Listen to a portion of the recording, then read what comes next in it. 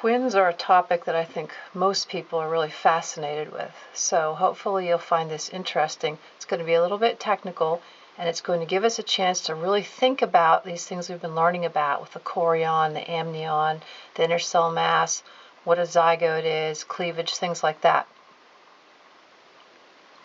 There's going to be a lot of writing, a little bit of drawing, so you want to make sure you have, I got 2 sharp pencils here I can switch off in the middle, or else if you have a pencil sharpener close by, that'll be fine, but in this column we're going to do some small writing, so make sure you have something that's sharp, or a sharp pen or something to print neatly and very small. So we're going to start out up here with the most common, ordinary, maybe boring type of twins.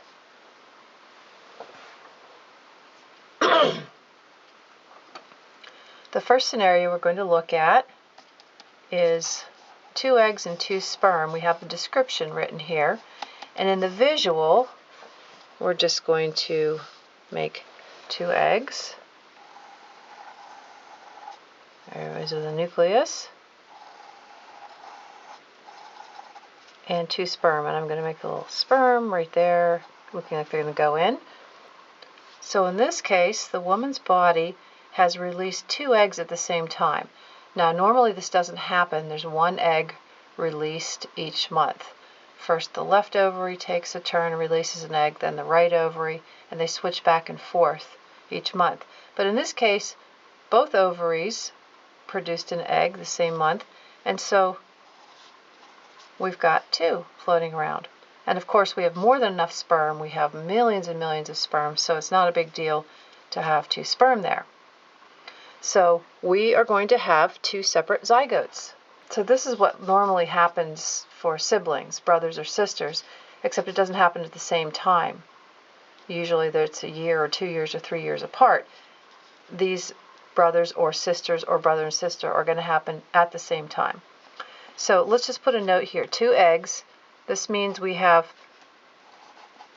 different DNA. Now, let's think about that for just a minute. These eggs went through meiosis. In the first part of meiosis, there's a mixing up of DNA. So, though all of the eggs basically carry the mother's DNA, there's different combinations. No egg is exactly like any other egg. So we have variations of DNA. The DNA mix in these 2 eggs is not identical. And then of course for the sperm, we also have different DNA. Same thing in the sperm production process, we have a mixing up so that every sperm is unique. So we're going to have 2 unique individuals here. And then in this column, we're going to take special note about how many sacs there are, how many placentas there are. In this case, we have 2 babies, so we're going to have 2 sacs, so we're going to have 2 placentas. And the result is that we have fraternal twins.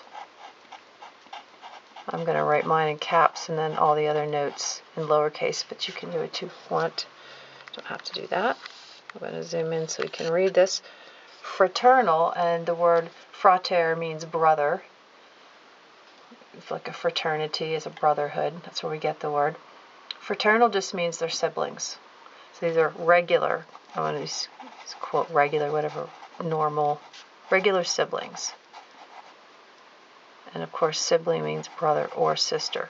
So if this had happened 2 years apart, they'd just be brother and sister, or they'd just be brothers. But it happened at the same time, so it's twins. So let's put a note here, can be different genders. It can be the same, we can have boy, boy, girl, girl, or we can have boy, girl. Okay, so this is a kind that we're very familiar with. So the next scenario, we'll do something a little bit unusual here, something a little weird before we go back to normal. Let's have a scenario where we have an egg. Now you remember there's a polar body. You put a dot towards the edge and a little sectioning off. When we had fertilization, when we looked at the ovum, there's this polar body. Meiosis had not completed quite.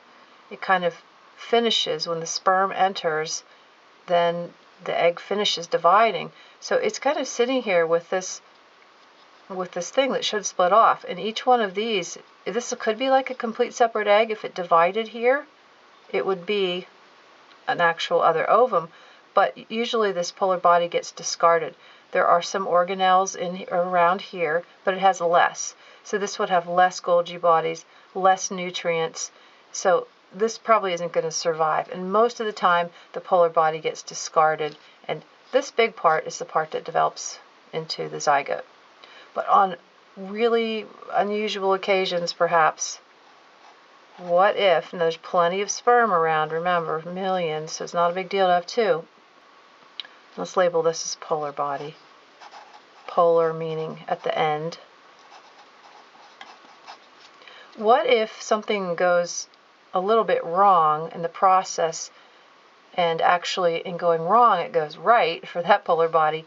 And what if this area gets a little more organelles? What if this is a little bit larger and it does actually get some Golgi bodies and it does actually get some nutrients? So this polar body region is kind of large and actually could survive on its own.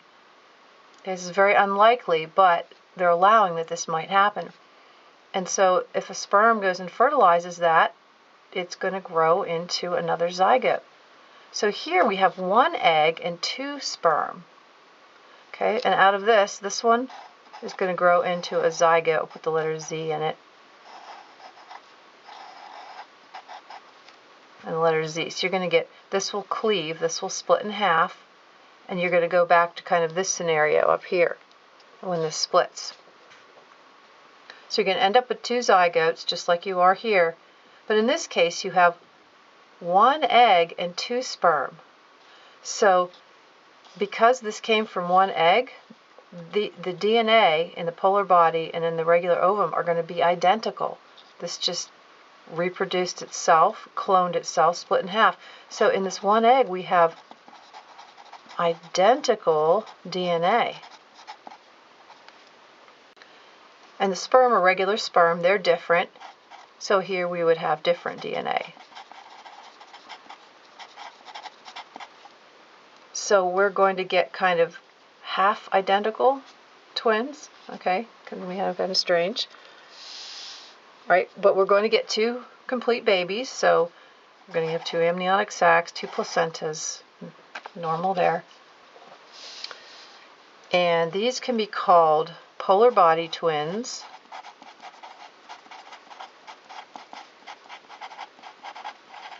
or sometimes they're called half identical.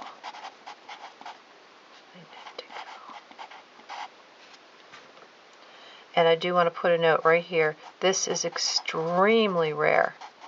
In fact, it's so rare that we're not even 100% sure that it really happens. This is very difficult to diagnose.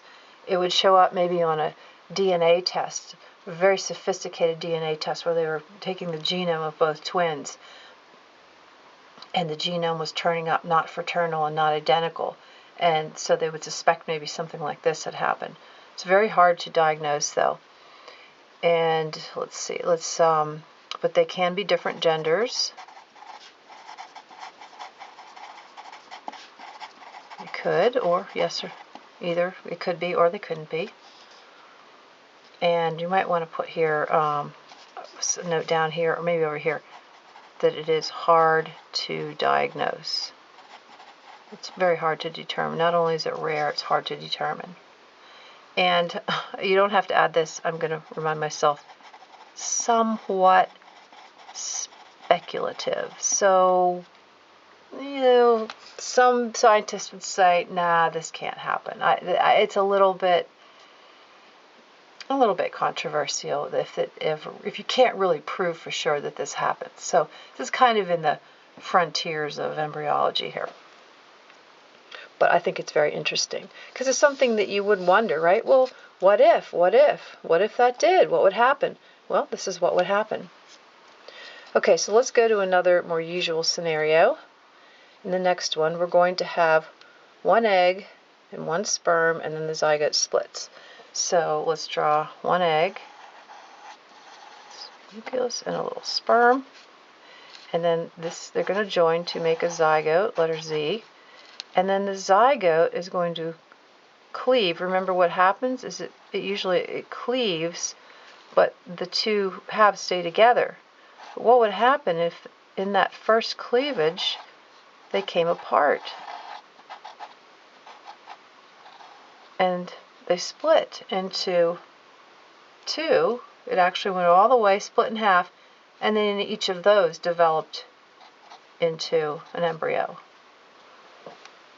So we got one egg, one sperm, zygote splits during first cleavage. What is this going to give us? Well, we have a complete zygote. Basically, we're back to normal here. After this first split, we just simply have a zygote that's going to develop normally. So nothing tricky here. You're going to have two amniotic sacs, two placentas. You're going to just have regular pregnancy, basically. However, since they came from one egg and one sperm, those two embryos are going to be identical. So this is where we get identical twins. Started out as one egg and one sperm and then split. So call that identical. So twins basically have the same genome. Remember, genome is your complete set of DNA, your 46 chromosomes, 23 pairs of chromosomes. We call that your genome. So I say basically the same because as soon as the embryo starts developing, there's going to be small changes, little tiny mutations that occur. So the zygotes are going to start out absolutely identical, but as the process goes on and the babies develop, there's going to be some minor differences. But basically, they have the same genome. And that's going to continue on through life. I saw a documentary about genomes of twins. They did this in Spain, where they tested the genomes of babies, twins, and then toddlers, teenagers, adults. And they had a couple sets of twins that were in their 80s. And all the DNA that matched exactly would light up one color, and the DNA that was now different would match up as a different color. And sure enough, the 2-year-old twins, most of their DNA was still very much the same. The 80-year-old twins, they had a lot more of their genome that was different from each other, just because of all the small changes that went on during their lifetime, during mitosis.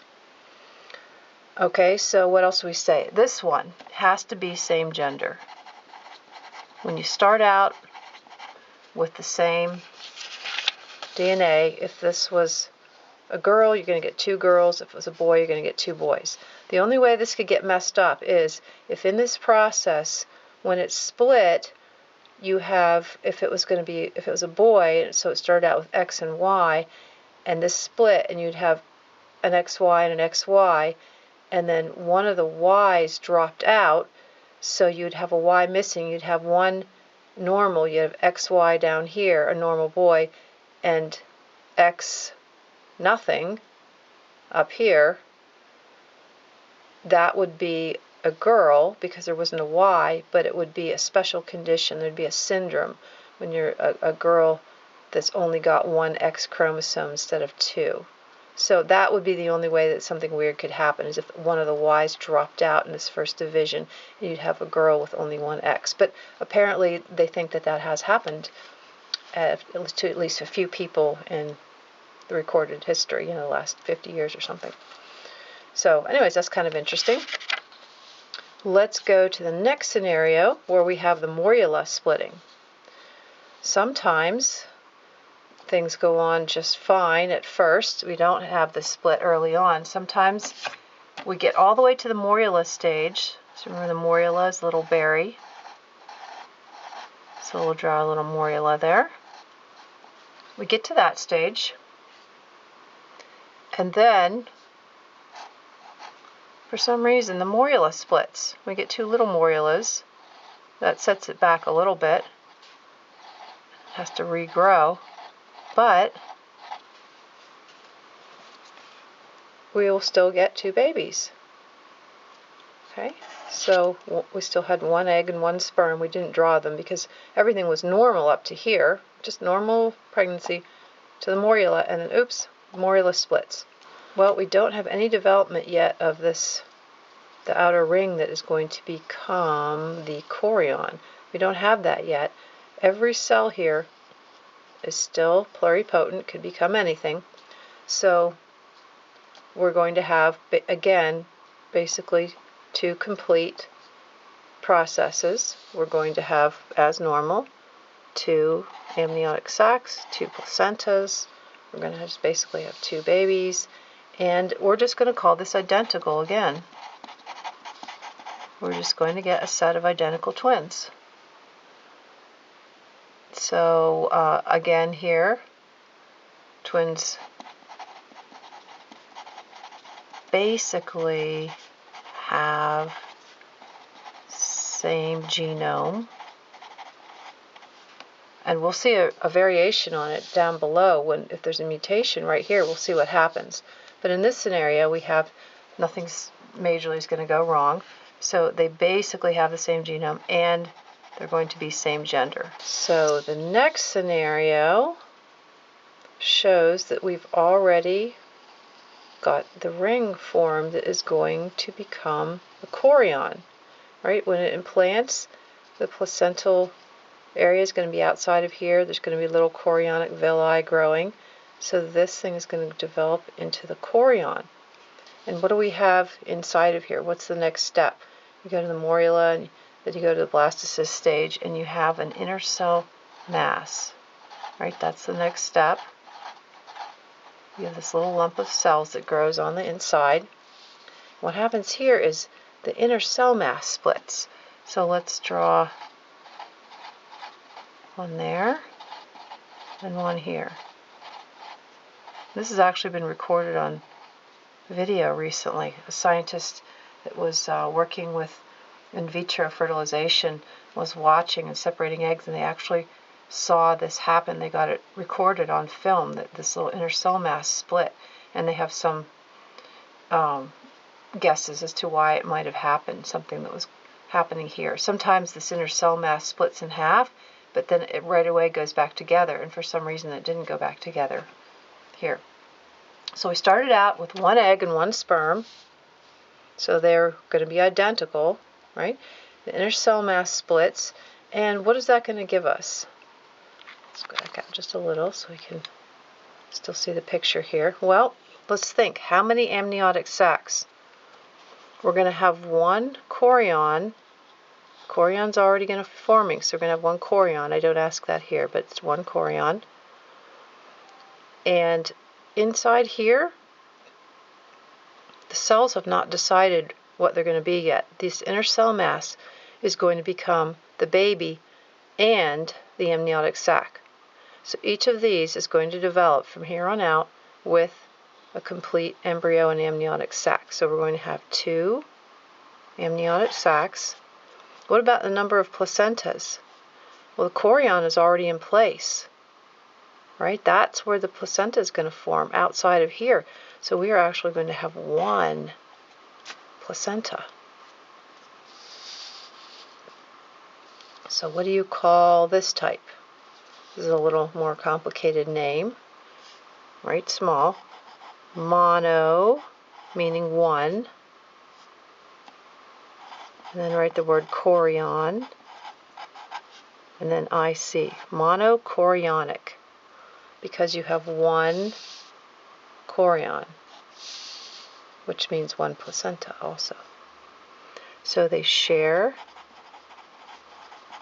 a placenta. Okay, so is this going to make any problems? Okay, probably there might be some issues here. Problems, mainly with blood supply. We've got two babies and one placenta. Placenta is where all the food and oxygen comes in, basically. So we might have, maybe one twin getting a little more than the other, and that happens. Look like a one there. Okay, so let's go to the next scenario. What if everything goes normally until there's that bilayer disc forming? And remember, this side, I'm going to write letter A, that's what's going to become the amnion, and this over here is going to become the yolk sac, right? So what happens if this splits? How am I going to draw this here? There's the A, and then that bilayer disc splits in half. Now this is not an accurate scientific drawing. It's actually very difficult to find any drawing that represents this, so we're just going to do our best. So, but it's a clear split, and then probably, I'm guessing each one of these might, maybe the yolk sac splits in half too or something. And we get a baby here and a baby here. But one amnion. We don't double the amnion. So in this scenario, we have one chorion, which means one placenta, and we're only going to have one amniotic sac. Both babies are going to have to cram into that one sac. So this type of twin is called Monochorionic monoamniotic. Okay, let's write the first one. It's just like the top here. Monochorionic, and that refers to this. Right? So that means one placenta. And hyphen or dash, monoamniotic.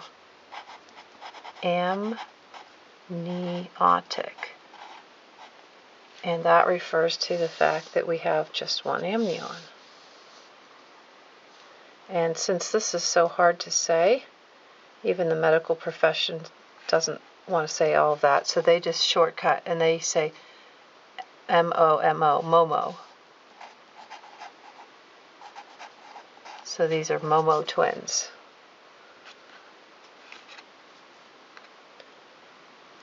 And problems. Here we could have blood supply again because of one placenta. And we also could have problems because we have two babies inside the same amniotic sac. And they each have a pretty long cord, and we could have the cords getting tangled up. So blood supply and cords might get tangled.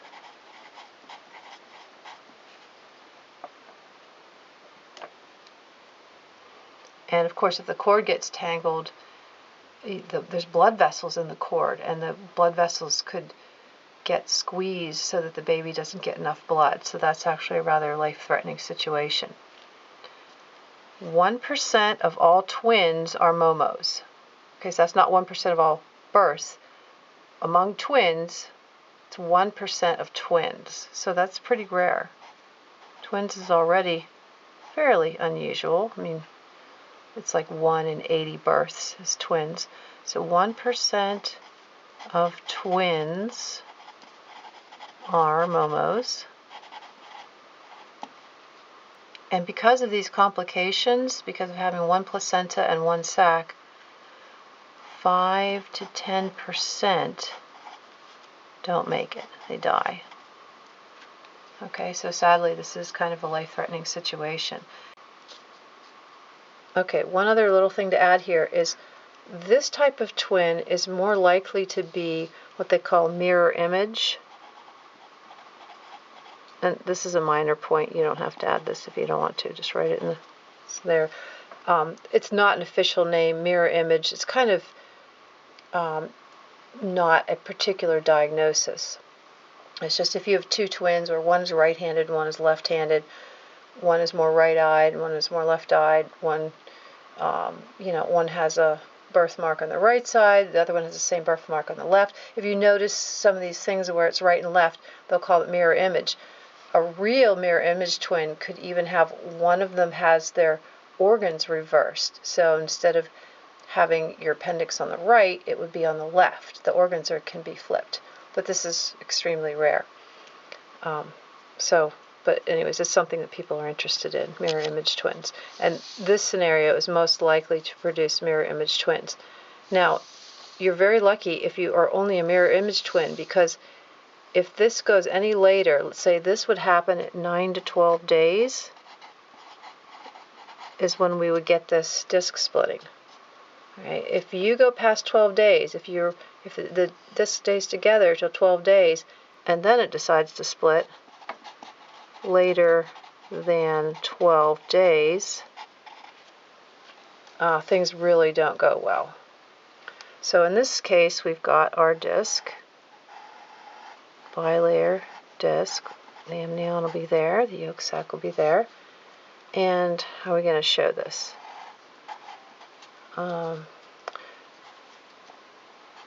This is not a technically accurate picture. I tried to look for one and I really couldn't find a good one, but this will give the right idea. So let's say that this part actually kind of stays together and maybe just that bottom part goes apart. It's like half split. Up here we had an actual clear split. Here a little part of it stays attached, and you can probably guess what this is going to produce in the end. And so we're going to have the same situation as here. One sac, one placenta. It's basically the same as here, except that the embryos are going to stay attached.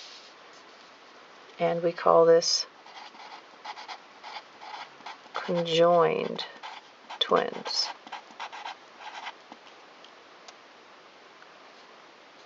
This happens rarely.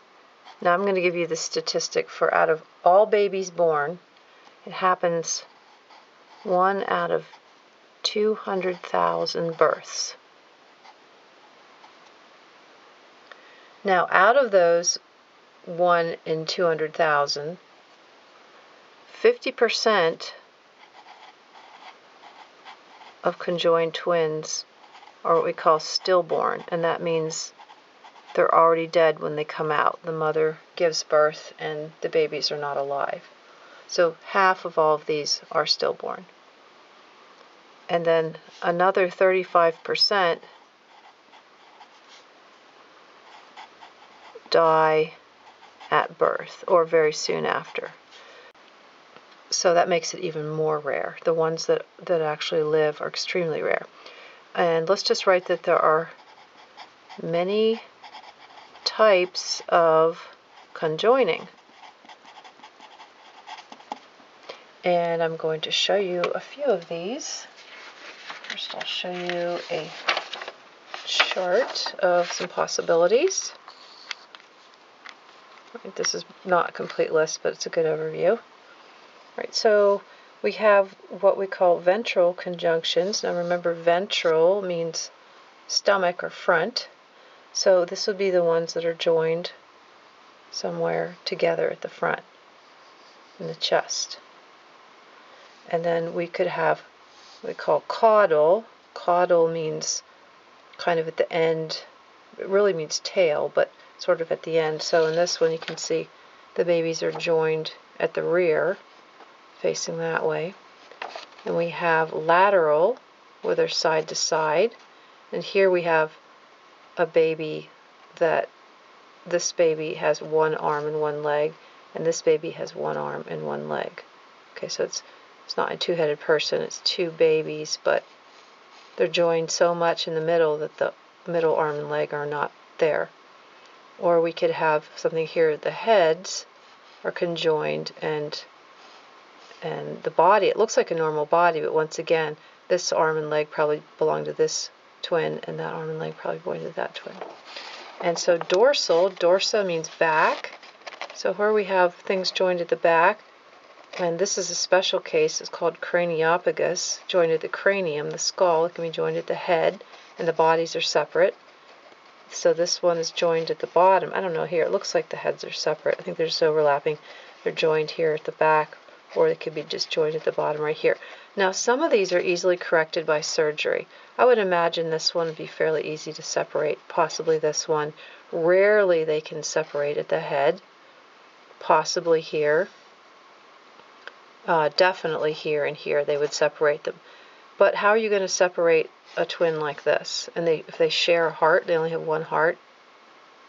Or especially this one, that's even, the heads, you can't even separate the heads. So sometimes they can separate them, sometimes they can't. The most famous conjoined twins were these guys, Chang and Eng, and they were from the country of Siam. And that's where we get the term Siamese twins. They became very famous, and since they were from Siam, they called them the Siamese twins, and that name kind of stuck. However, the correct name is conjoined. So probably not use Siamese twins. That's probably not a good thing to use now. And there's a set of women showing it's not a male thing. Some women that were joined at the back. And they had very healthy, normal lives. These guys got married and had a bunch of children and basically lived normal lives. Now, today, they would be easy to separate. They just have this joining right here. They share some major arteries, maybe a little piece of liver. But that today, the surgeons would be able to easily separate them. Back in the 1800s, that was pretty tricky surgery, and they may have bled to death in the operating table. So the surgeons were afraid to try back in the 1800s. But nowadays, they would be separated. All right, so let's just take a look at some real cases. Now remember, these people are very rare. These are really special people because they really survived the odds for being conjoined. So there's one where they're joined at the head. This is a famous set. They live in Pennsylvania, my home state. I've never met them, but that's Lori and Dory. I'm not sure which is which. And here we see one twin is smaller, which is a possibility, right? That's with the whole thing with blood supply and whatnot. It's always possible that one twin is a little bit smaller. Here is also very famous. I think this is Abby and Brittany, and they are this type right here. Okay, and so they share a body. And so they each have, but they've managed to coordinate their arms and legs, and they function very well, and they live a nice, happy life. They're very happy. I think they graduated from college, and they're teaching, they drive, and they pretty much do everything that normal people do. And here's a set of little girls that have that craniopagus, and it's kind of sad. They'll never see each other. You can hold up a mirror. That's the way they'll be able to see their sister. It's only in a mirror. But once again, they have a good quality of life. Here's an unusual situation in India. I don't know anything about this. I just found the picture. They're joined kind of halfway. They both have a complete set of arms but share legs. And here is the world record oldest set of conjoined twins, Ron and Dawn. I can't remember their last name, but they're one of those ventral types. And I think they're in their 50s or 60s now, but they're the world's oldest conjoined. And there's one of the ones where there's joined the, what they call it, the caudal. The one right there, caudal. That's also from India. And this happens also in the animal kingdom. This isn't a human thing. This is just a animal thing.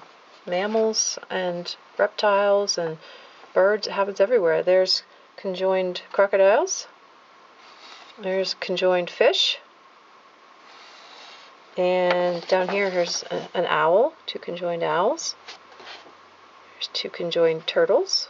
They're the same ones where it looks like it has two heads. You can't call it really a two-headed organism. It's basically two organisms with their bodies merged. And here, these two cats both have basically a severe version of this, where it's not just two heads, but the heads have even merged. So, and this one is like pretty famous on the internet. I don't know, his name is Sam or Frank or something, and so it should have been two kitties, but it's living as one. I guess it lives okay. It grew to adulthood. It's obviously an adult cat. So anyway, you can Google it and meet him on the internet.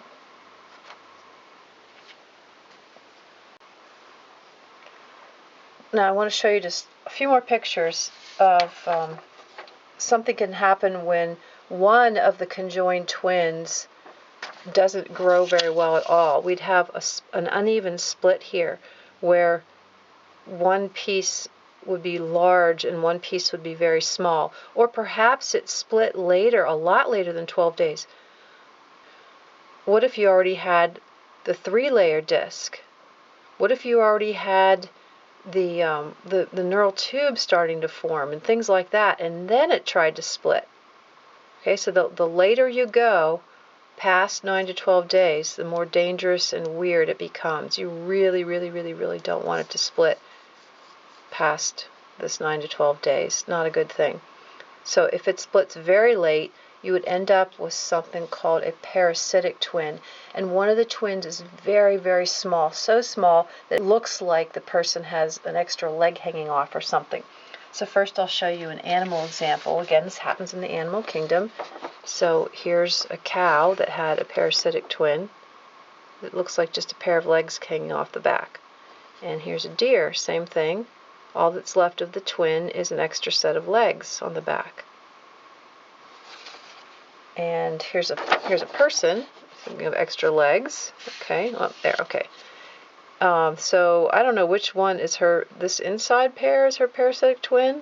I'm not sure. There she was as a little girl, and she had a happy life. There she is getting married, and she looks very happy. But she's got 4 legs. So really, it does not that she has 4 legs. It's that she had a conjoined twin that didn't grow. Part of the embryo. This is the only part of the embryo that grew. And I don't know details about this. Could she control the legs or not? I don't know. You'll just have to go on internet and search that for yourself. But that's an example where things turned out okay for the person. They had a happy life. Okay, so I'm going to show you some more bizarre pictures. All right, it's nothing hopefully too gruesome, but something you need to know about that can happen very unusually. There's a little boy with a parasitic twin on his back, and they'll probably be able to operate and take it off. There's a little baby with some extra arms from a parasitic twin. They can probably remove them. All right, there's one where they were going to grow head to head. It was one of those craniopagus things, but the parasitic twin never developed a body. So they'll hopefully be able to take that off. If this were a complete person, it makes it very hard for the surgeon because you don't want to kill a person, right? You have 2 babies and you're trying to split them. You want to save both babies. But this baby isn't savable. So they don't have to worry so much. They prioritize and they would save this baby's all the brain, all the blood vessels. So they'll probably be able to remove that parasitic twin.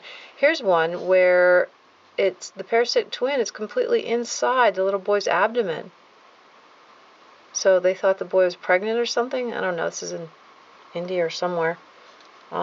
Where they maybe didn't have good medical care. And then a medical person came along and said, hey, I think I know what's wrong with him. He needs an operation. He needs to have the parasitic twin removed. And here's another case. We have a parasitic twin that will be removed. And in this case, I know for sure that this little boy did have his surgery. I've seen post-surgery pictures, and he did have his parasitic twin removed. And now he looks pretty normal.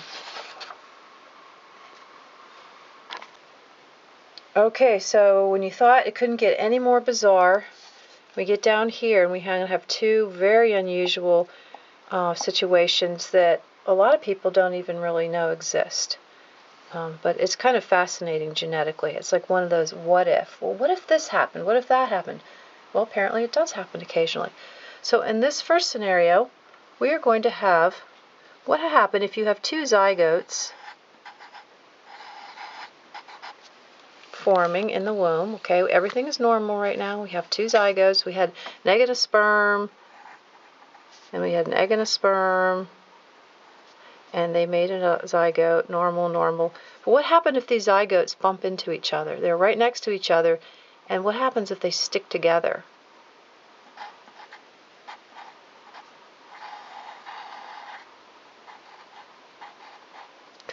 What if the 2 zygotes joined and made kind of like a double zygote thing? What would happen? You have a complete genome, 46 chromosomes, complete genome, 46 chromosomes. So here you have double.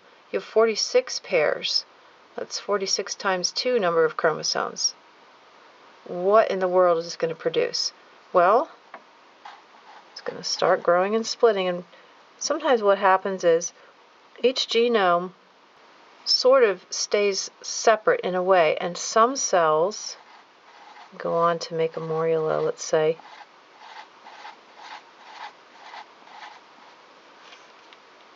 Some cells will be this set of chromosomes, and other cells will be, let's see, refer back to, let's go this way, point.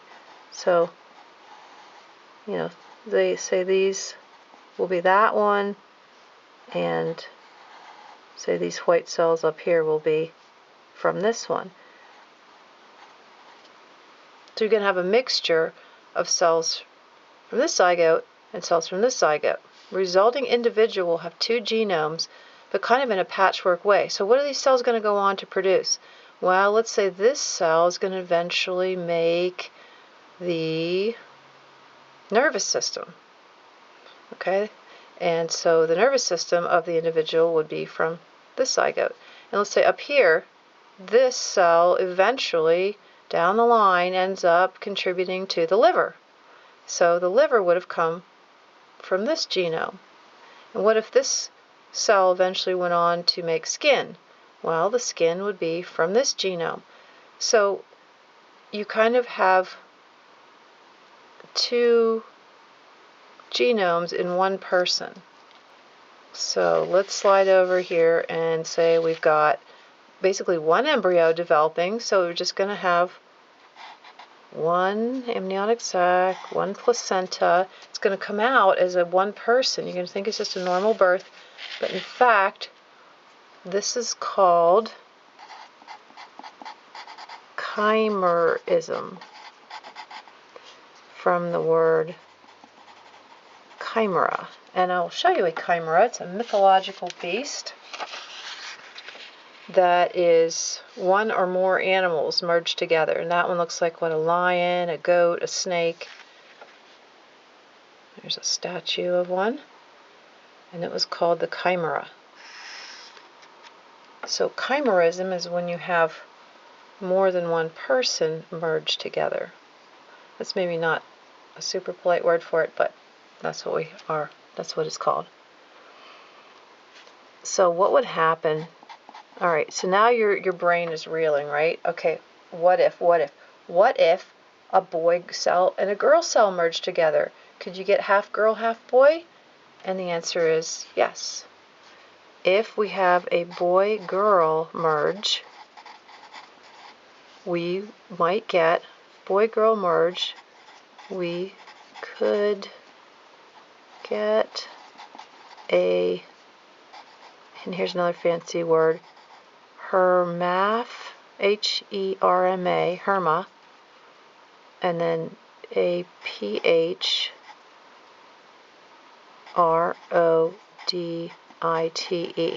So the herm part is actually after Hermes, the Greek god Hermes, and you recognize, then we have Aphrodite. Look at that, A-P-H-R-O-D-I-T, Aphrodite, who was the goddess of love and beauty.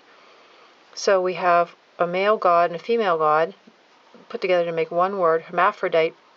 And there's a Greek myth about the Hermaphroditus was actually a boy. He was the son of Hermes and Aphrodite, and then a nymph tricked him and hugged him and said she never wanted to let go, and then just became part of his body. And from that time after, he was both male and female, something like that. So anyways, the Greeks have a myth to explain everything. And usually, chimerism is mild. It's often mild, and I could put that in quotes because I'm not talking about it as a disease, but mild meaning you don't see things like you have both male and female parts. Usually, people don't even know they have it. You know, if you have a liver and a kidney from a twin, how would you ever know?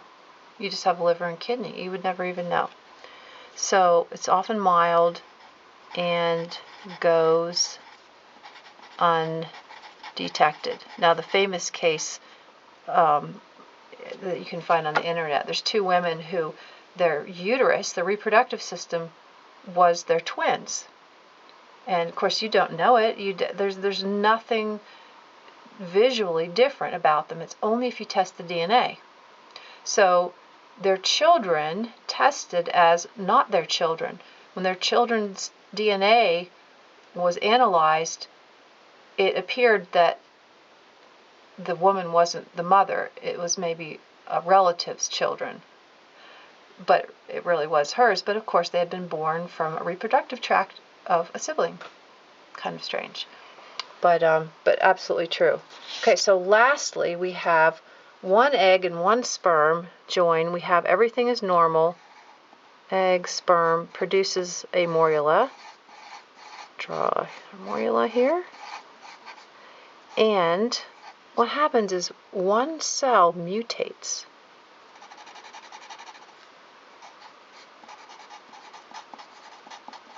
What I mean about mutation, this would have to be something fairly large, like during mitosis, one of those chromosomes doesn't get pulled over to the other side. So you end up with missing a chromosome, or it gets duplicated, you end up with an extra chromosome. I'm talking about a fairly substantial mutation, not just one change of a letter, A goes to T or G goes to C. We're talking about a fairly major chromosome deletion or addition here. So one mutates, and then as the embryo progresses, every cell that comes from that cell, remember these are like pluripotent, they're going to turn into lots of things, and from thereafter, every time mitosis happens, that cell, let's make it a little bit larger here, will produce ones just like it. And you're going to make a bunch of dark ones. That one's reproduced. And you're going to get every cell that comes from this cell having that same mutation. So you're going to have some substantial differences. It's kind of like this, that you're going to have two different genetic codes going on here. But in this case, it came from two zygotes, and from this case, it came from one zygote. So this person just has one genome, but just part of it's mutated. And I have a note here, one of the pluripotent cells mutates, then all of its daughter cells, remember you call it a daughter cell, there's no son cells, it's all daughter cells, will carry that mutation. So this is going to be normal otherwise, one amniotic sac, one placenta, and one baby. And this is called Mosaicism. Mosaic is a patterned and a way of doing art where you take little pieces, usually sometimes it's rock or glass or stone or something, little colored, and you arrange them in a patchwork to make a nice piece of artwork. So it's kind of patchy. And then put ism on the end. It's from the word mosaic. If you want to see mosaics, you can just Google it. So in Mosaicism, the person is a patchwork of normal genome cells and mutated genome cells. And this is often seen in skin cells.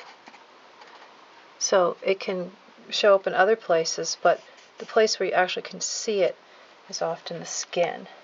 And actually the most famous example is not in humans, it's in cats. And here is a cat with mosaicism. Now this is a real picture, it's not photoshopped. And so half the body, half the cells are expressing that black. And in this side, the cells are not expressing that. I'm not sure which is mutated, but they basically, one side has a mutation, let's say it's the black one, and the other side doesn't. And so the patchwork, this is, I think it's called tortoiseshell. This is an extreme example, but in the tortoiseshell pattern, there's like different colors. The skin like this has different blotchy colors like that.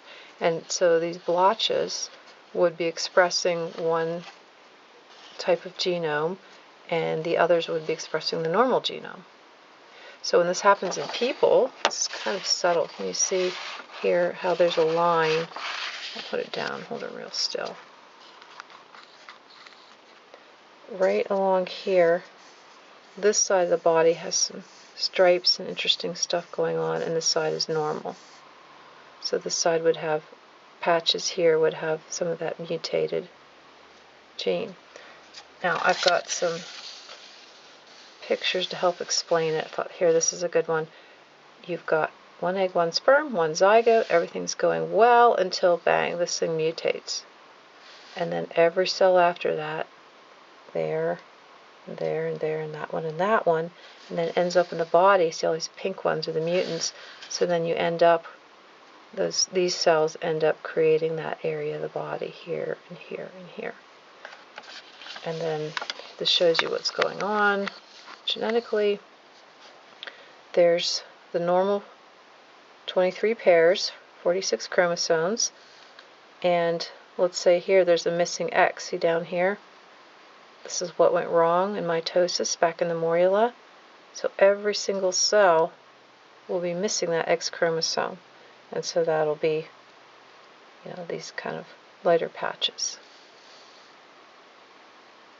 So that's just one example of something that could happen to create mosaicism. So sometimes people confuse these two, mosaicism and chimerism. Now, which one is really not a twin at all? This one, right? Because you had one genome. This is kind of a twin situation where they merge, but this is not really a twin situation at all. But it belongs on this page because it's very often confused with chimerism.